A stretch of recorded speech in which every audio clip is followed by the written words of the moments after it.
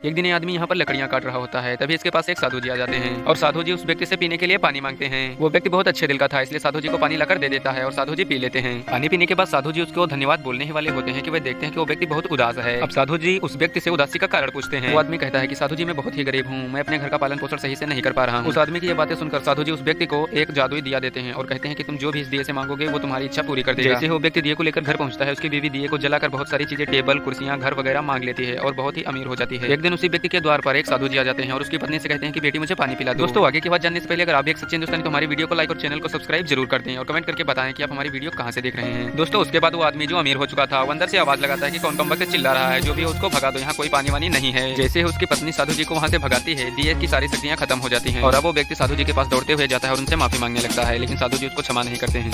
दोस्तों एक स्वामी जी के पास एक मुर्गी थी, वह मुर्गी उनकी बहुत ज्यादा सहायता करती थी, जैसे कि स्वामी जी की चीजों को लाना, स्वामी जी के लिए पानी लाना। ये स्वामी जी उससे खुश होकर उसको वरदान दे देते हैं और बहुत सारी शक्तियां दे देते हैं और कहते हैं जाओ अब लोगों का भला करो। मुर्गी उनकी आज्ञा पाकर वहाँ से चली जाती है। मुर्गी चलते चलते एक साहूकार को देखती है, जैसे ही वह साहूकार के पास पहुंचती है, साहूकार उसको खाने के लिए कुछ दाने फेंक देता है। जैसे ही वह दाने खाती है, कुछ देर बाद वह उसको एक सोने का अंडा देती है। ये सब देखकर जो साहूकार था चौंक जाता है और सोचने लगता है क्यों ना इसको और अधिक दाने खिलाकर इसको मारकर इसके जितने भी अंडे हैं सब निकाल। अब साहूकार मुर्गी को पकड़ने के लिए मुर्गी के पीछे भागता है, परंतु जो मुर्गी थी अपनी शक्तियों के द्वारा वहाँ से गायब हो जाती है और एक सब्जी वाले के पास पहुंच जाती है। वह सब्जी वाला दिल से बहुत अच्छा आदमी था, वह उसको खाने के लिए कुछ दाने देता है। जैसे मुर्गी खाती है उसको सोने का अंडा देती है, परंतु वो जो आदमी था वो उस सोने के अंडे को नहीं लेता है और मुर्गी से कहने लगता है मुझे सोने का अंडा नहीं चाहिए, मुझे तुम्हारी दोस्ती चाहिए, क्योंकि मेरे पास कोई नहीं है जो मुझे अपना कह सके। दोस्तों उससे पहले अगर आप भगवान श्री कृष्ण और राधा रानी को मानते हैं तो हमारी इस वीडियो को एक प्यारा सा लाइक कर दीजिए, चैनल पर नए हैं तो चैनल को सब्सक्राइब कर लीजिए और कमेंट करके बताइए कि भगवान कृष्ण के परम मित्र का नाम क्या था। दोस्तों तभी वहाँ पर साहूकार आ जाता है और उस आदमी से कहने लगता है कि ये मुर्गी मुझे दे दो, नहीं तो मैं तुमसे अपना घर छीन लूंगा। उस आदमी के मना करने पर साहूकार उससे अपना घर छीन लेता है, परंतु मुर्गी अपनी शक्ति से बड़ी हो जाती है और उससे कहती है कि तुम मेरे इस बड़े से घर में रह सकते हो और वह व्यक्ति खुशी खुशी उसमें रहने लगता है। दोस्तों आज जंगल का राजा शेर सो रहा होता है, तभी एक चूहा आ जाता है और शेर के साथ मजे लेने लगता है। वो शेर के शरीर पर खूब दौड़ता है, शेर गुस्से में दहाड़ते हुए उठता है और उसको अपने पंजे में दबा लेता है। अब चूहा बहुत ज्यादा डर जाता है और शेर से माफी मांगने लगता है। वो कहता है कि महाराज आज मुझे आप छोड़ दीजिए, मैं कभी न कभी तो आपके काम आऊंगा ही। अब शेर चूहे के ऊपर और ज्यादा गुस्सा हो जाता है और कहता है कि भाग जाओ यहाँ से, नहीं तो मैं तुम्हें जिंदा खा जाऊंगा। एक दिन शेर जंगल में घूम रहा था, तभी शिकारियों ने उसको जाल में फंसा लिया। शेर को जाल में फंसा कर वे लोग अपनी गाड़ी को लेने चले गए। दोस्तों आगे की आवाज जानने से पहले अगर आप भी एक सच्चे हिंदुस्तानी है तो हमारी वीडियो को लाइक और चैनल को सब्सक्राइब जरूर कर दीजिए और कमेंट करके बताइए कि आप कहां से हैं। जैसे ही वे लोग वहां से जाते हैं, चूहा तुरंत जाल के पास आ जाता है और शेर से कहता है कि महाराज आप चिंता मत कीजिए, मैं अभी जाल को काट दूंगा। चूहा धीरे धीरे करके पूरे जाल को काट देता है और शेर भी मुक्त हो जाता है। शेर जाल से मुक्त होते ही चूहे को धन्यवाद बोलता है और कहता है कि अब से तुम इस जंगल में रह सकते हो, कहीं भी घूम सकते हो, जो मन हो वो कर सकते हो, आज से तुम इस जंगल के राजकुमार हो। और उन दोनों में बहुत अच्छी दोस्ती हो जाती है।